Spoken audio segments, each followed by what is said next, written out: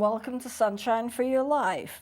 Have you ever wondered just how much time you spend in your life locking and unlocking doors? How many times in our lives have we spent locking our house, unlocking our car, locking and unlocking our office, or if you're on a trip and you drive for about an hour, did I remember to take my keys with me? Did I really lock up my house? Did I really turn off the stove? Some people are so paranoid about it, they turn back and retrace their steps to make sure that all these little mundane things are done. Well, I had an interesting experience getting into a bank after closing hours when the bank was supposedly closed. I basically broke into a bank after closing hours because somebody forgot to lock the door. I was teaching and I was close to the Canadian border. My first teaching experience was by the Canadian border. It was my first year of teaching. I was in my early 20s, fresh out of college, and I needed to go to the bank and cash a check. Now, it wasn't an emergency. I could have waited. And I thought maybe the bank might be closed because it was later in the day, but I thought I may as well go in and cash the check if I could do it and get it done. Well, the bank looked like it was closed, but this bank, when it was closed, put up a closed sign and lit it, so you knew for sure that it was closed. There was no closed sign, and it wasn't lit up, so I assumed the bank might be open, and so I opened the door and walked right in. And right away, I knew it was the wrong thing to do. There were tellers counting money, stacks and stacks and stacks of money. I've never seen so much money in my life, and they all froze. As soon as I walked in, they froze. They had that deer in the headlight look. Thank God I wasn't a robber. And I knew that it was closed, but they forgot to lock the door, and they didn't put up the sign, and I'm standing there, and they're standing there, and we're staring at each other. So I had the check in my hand, and I held up the check, and I said, I just came to cash a check. Are you open? And they realized they'd made a mistake. Someone called me up to cash my check. They cashed my check, and I thanked them, and I walked out the door. And I thought to myself, I wonder what they're saying now. Because had I been a robber, or had there been several people robbing the bank, they would have gotten by and gotten away with a lot of money. But of course, I'm not about to do that. And I was just afraid because I walked in and the bank was locked, but it wasn't locked, but it should have been. And I imagined they were talking about it too after I left, like, we need to be more careful. We need to lock the bank if it's supposed to be locked. So I can only imagine what the conversation was when I left. Thank heavens I was not a robber. But God has a lot to say about opening doors. He opens a door to us for salvation. He opens a door for us professionally. Now, I'm going to read Revelation 3:8, and it talks about opening doors, God opening doors for us, and this is what it says. I know what you are doing. Look, I have put an open door in front of you. No one can shut it. So let me read that again. I know what you are doing. Look, I have put an open door in front of you, and no one can shut it.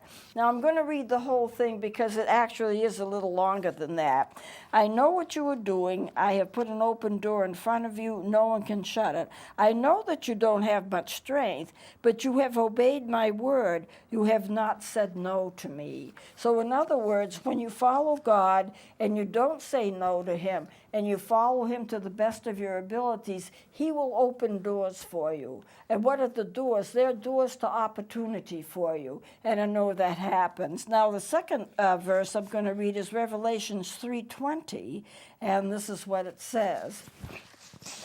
Here I am. I stand at the door and knock. If any of you hears my voice and opens the door, I will come in and I will eat with you and you will eat with me. So let's read that again. Here I am. I stand at the door and knock. If any of you hears my voice and opens the door, I will come in and eat with you, and you will eat with me. Now, why is it so important for God to open our doors? It's because we can't do it ourselves. Every time I change teaching positions, I usually got several offers to teach from various schools, and I was never sure which one to accept. And I would always pray to God and say, I'll take the right door, but you've got to show me what it is because I don't know what it is. And so I would ask God to start closing doors in places where he did not want me to be, but to leave one door open that I would go through to the place where he wanted me to be. And he always did that. He always honored that prayer, and things always worked out all right because I was always in the right place. Jesus has an open door policy. He wants to have a relationship with you. He never forces his way into your heart, but when you open up the door to him, he becomes one with you, and you are one with him. And so when the Bible says, I will come and eat with you and you with me, when it's saying phrases like that, it's talking about a unity that you have with Jesus. He's now a part of you, and you are a part of him, because he wants you in his life, because he wants to care for you and love you and lead you in the way he wants you to go. And he showers you with blessings, and he leads you to where you should go. Then he will never leave you, and he will never forsake you. Think of how Jesus presents himself in the scriptures. He is the door. He is the good shepherd. He is the provider. He is the healer. And there's a lot more than that. He provides miracles for you. I've had a quadruple bypass a few years ago, and my bypasses, 2 of the quads failed, and they weren't working anymore, which would mean another massive heart attack. But when I went in to have heart exams, one of my bypasses, 2 of the bypasses had failed, but my heart had grown on its own 2 more bypasses on its own. No medication, no symptoms, nothing. Nobody knew they were there. But when they tried to put a stent in later on, they looked at 2 of the bypasses that had failed. There were 2 more bypasses that the heart on its own had grown and opened up. So I still had 4 working bypasses. The heart had done it by itself.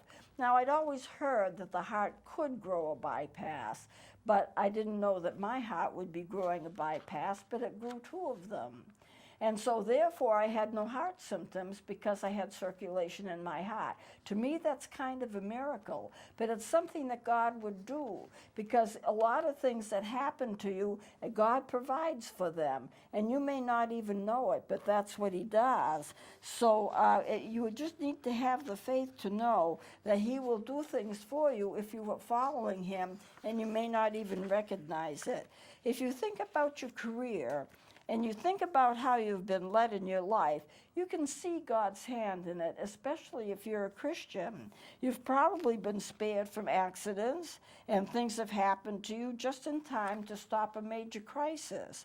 If you had a need that was taken care of and you didn't know how it was going to be taken care of, but God took care of that need, and it was taken care of, and you didn't have to worry about it anymore. Through these experiences, you develop trust. I have a lot more trust than I used to have. If I go in for major surgery, and I know I have done that a number of times, I go in relaxed. I know God's going to take care of it. I'm not going to be able to do anything because I'm not even going to be awake. But God's going to be able to do it all and direct the surgeons, because it's nothing that I would be able to do anyway. But he takes over and he does it. You know, a lot of times our anxiety comes from the fact that we try to control things, and we can't control things. We don't have that power. But if you give that control over to God, who has it anyway, and expect him to control things for you when you can't do it yourself, or shouldn't even try to do it yourself, then it works out all right, because he's the master person. He can do everything.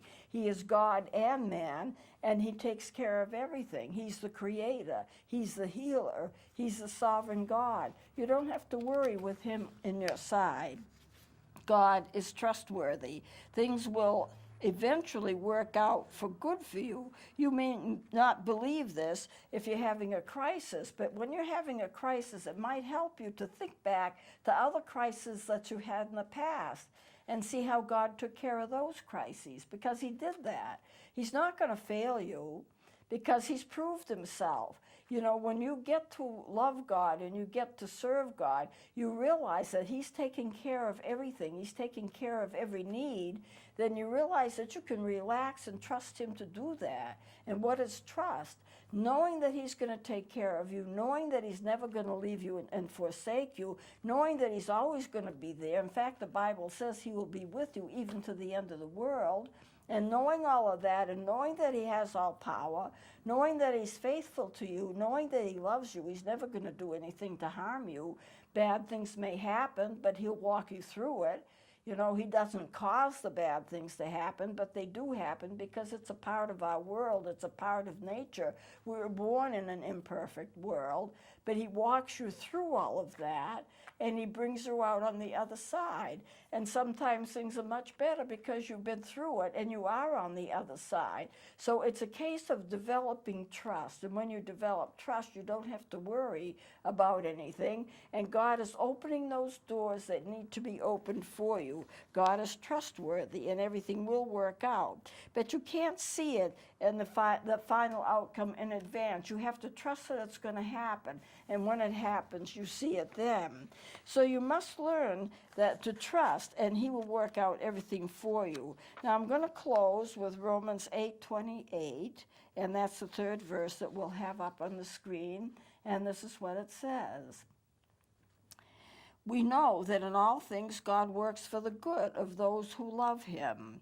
And I'm going to continue on from that, but let me read that again. We know that in all things God works for the good for those who love him. And then it goes on from there. He appointed them to be saved in keeping with his purpose. So now I will read the whole thing. We know that in all things God works for the good of those who love him. He appointed them to be saved in keeping with his purpose. Trust is an important thing. If you trust God and you know he's working in your favor and in your good, and then you can understand that the doors that you need to have open will be open for you. Even if you don't understand at the time that you need to have a door open, you will realize when it opens what God has done for you. You know, we don't always understand what our needs are. We think we know, but sometimes our needs are greater and deeper than what we have in our mind, that what we can actually perceive.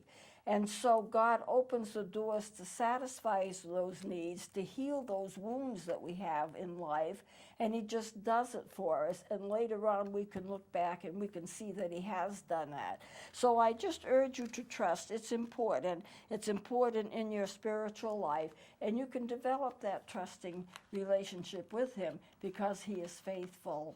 Now I'm going to close it here. We'll be doing something next time. Please join me then.